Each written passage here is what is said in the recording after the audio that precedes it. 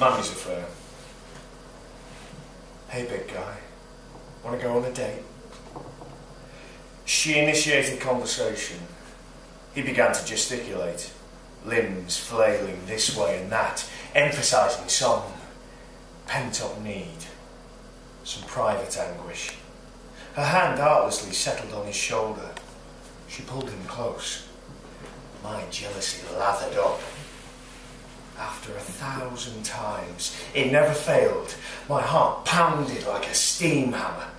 An uncontrollable rise in blood pressure, heightened levels of anxiety, throbbing between my eyes and ears. Insidious need.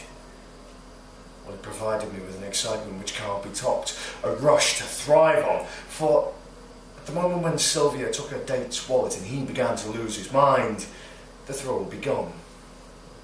Her kiss was the thing. Her seduction, the motivation. Her invitation, the tool. Her cajolery, the be-all and end-all. Shameless coaxing drew ink from the black night. Like radar, fine-tuned buffoons pick up the blip. Men lap up to please her. My senses squeal. Her dallying attraction. His love at first sight. She'd sigh. Her tongue would lick his cheek. He'd turn to butter. Then she'd kiss him. And his goose was gobbled. Step by step, like a recipe. Simple procedure. Utmost care had to be taken. A cookbook effect. Exact timing, correct temperature. Proper basting. For all intents and purposes, the deed was done.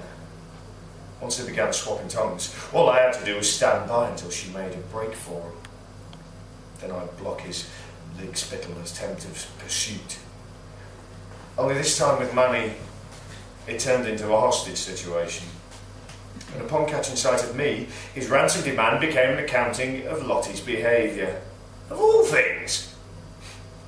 If he hadn't got a good look at me, if she hadn't conjured my name, he might have just put a bullet in Sylvia's whorish head, and then let it go at that. But by singling me out of the crowd, Manny got a stereoscopic view of things. He decided there were bigger fish to fry. He thought he could get the straight dope from me. Well, I couldn't help but feel quite distinguished. What with the TV coverage and all, my 15 minutes of fame, I had arrived. Anyway, his grand scheme was to do away with her. But by the time he turned his gun on me, he was surrounded by paramilitary police. It would have been a decisive moment if he wasn't such a schmear. That's what fate does sometimes. Go figure. All I know is that instead of being down on the condenado, like normal, Sylvia allowed herself to be swayed into the little park nearby where I stood. I couldn't believe it. Without a doubt, Manny wanted to undo all of her buttons. Bare her breasts and fasten his greedy teeth to her vulnerability. Speculating on how I'd fare in a match with Manny, I got humble. I mean, Manny was one spry son of a bitch. While not physically threatening, he was well known along all the waterfront for developing opportunities for destroying the weak. He knew how to fight. He was small, and he was fast, wiry. He knew a little bit about timing, and he knew how to throw his weight, like in judo. He could get an opponent down. He'd work out all his pent-up anxiety, quick, with a reputation and a temperament for using dirty tricks. He knew no self-restraint. He'd get so wrought up that he just didn't care. Without fail, he'd pulverise. That's one hell of an adversary. Very few opponents were lucky enough to walk away from a go-around with Manny. I'd been in a park on many lonely occasions. It was a good place for the wretched. A hideout, as well as a perch. A vista from which to salivate while my favourite nymph smooched with all the fools. Thoroughfare of the Grand Prix itself. Well, for self-pity anyway. A triangular-shaped outpost whose sandy shore sloped to the placid water. The shorter side of the triangle backs up against the Tradewinds Hotel and Casino. Manny's the gambler who, having parted with his small fortune at the gaming tables, comes to hang a sorrowful head in this place. He led her in and began slobbering all over her. She tugged at his shirt, pulling the hem out from where it was tucked into his belt, and began petting at his soft underbelly. I made out their silken movements. Then he became forceful. At her first resistance, he backhanded her. Hard. She gave out a yelp of echoing distress. I wasn't supposed to let this happen. Sure, it was inevitable. Still, I didn't want it to happen. Most of Sylvia's dates were far too genteel for this sort of rough stuff. But not Manny. While the difference between right and wrong might have been ingrained in his mind, the gambling life had distorted it. He couldn't have cared less about a pretty young woman alone in the night. And he really didn't. Life had been very good to Manny, but he wasn't satisfied with any of it. No longer did he touch the heartspring of compassion or appreciation. Manners and civility were not his fine suit.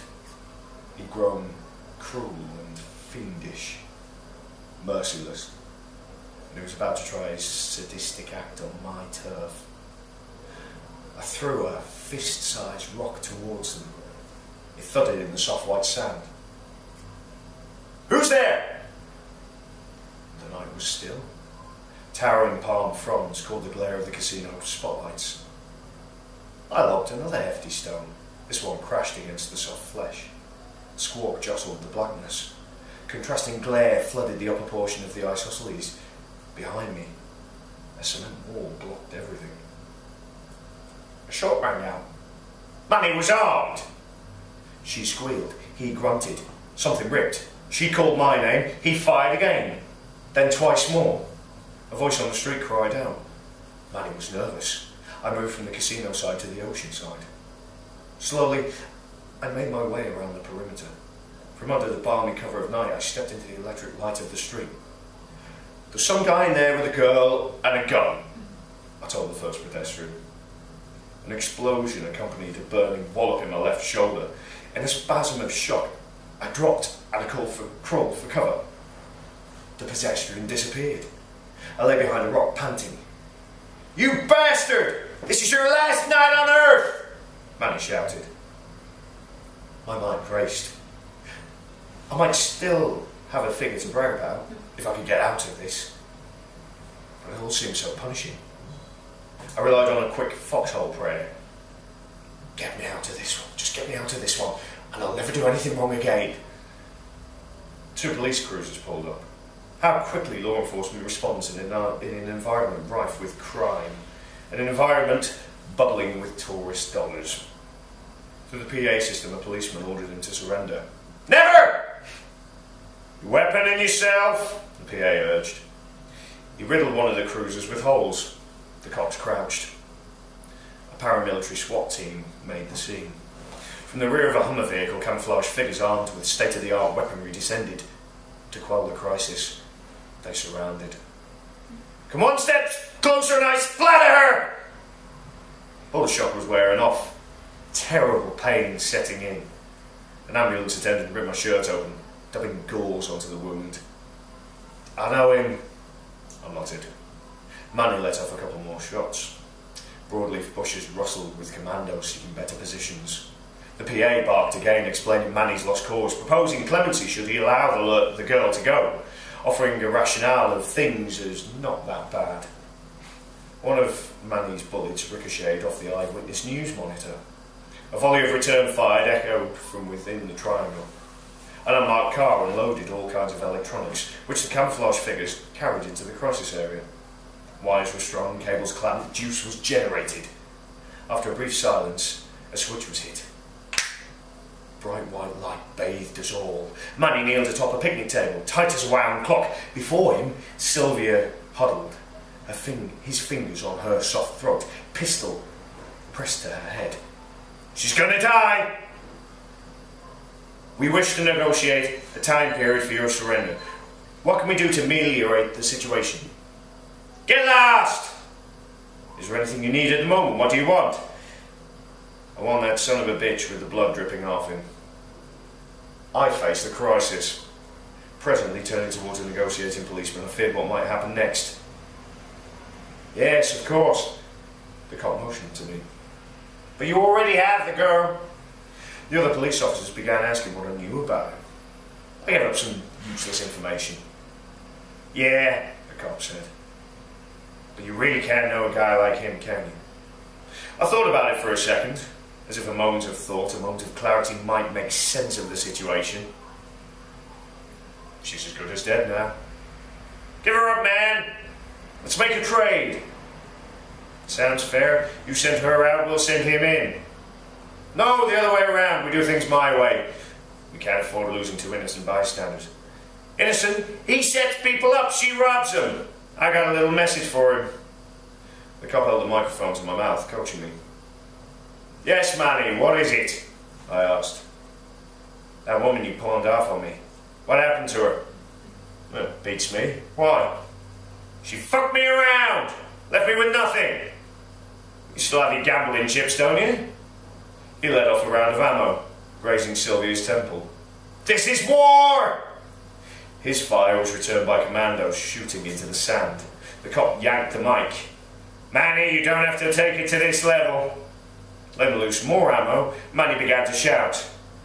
This is the she fucked me around war! Man, you can bury that. More shots went off. Sylvia lost all composure, crying and screaming and yelling, somebody's got to do something quickies! Tears and blood mixed as his hand clamped over her mouth. But what happened to Lottie? Don't worry about Lottie, the cop advised. From childhood on, Sylvia had been ripping off desperate people, learning what it means to be live bait. Learning well. She hadn't become bait without gaining skill. Quicker than pulling a trick, she yanked Manny's shirt hem, quickly, swiftly, curling it over his head, spontaneously causing the arm which grasped the gun to raise, blinding him, jerking his torso downward. She clutched about her neck, releasing his hand, which was trying to constrict like a boa, causing her to choke as she shrieked. She began elbowing at the nape of his neck again and again with all the force her small body could muster as her elbow pounded the base of his neck. He let off 3 shots. The hostage crisis answer to an eye for an eye pumped a slew of 9-inch bullets through his vitals. Manny never got the chance to undo Sylvia's pretty little buttons.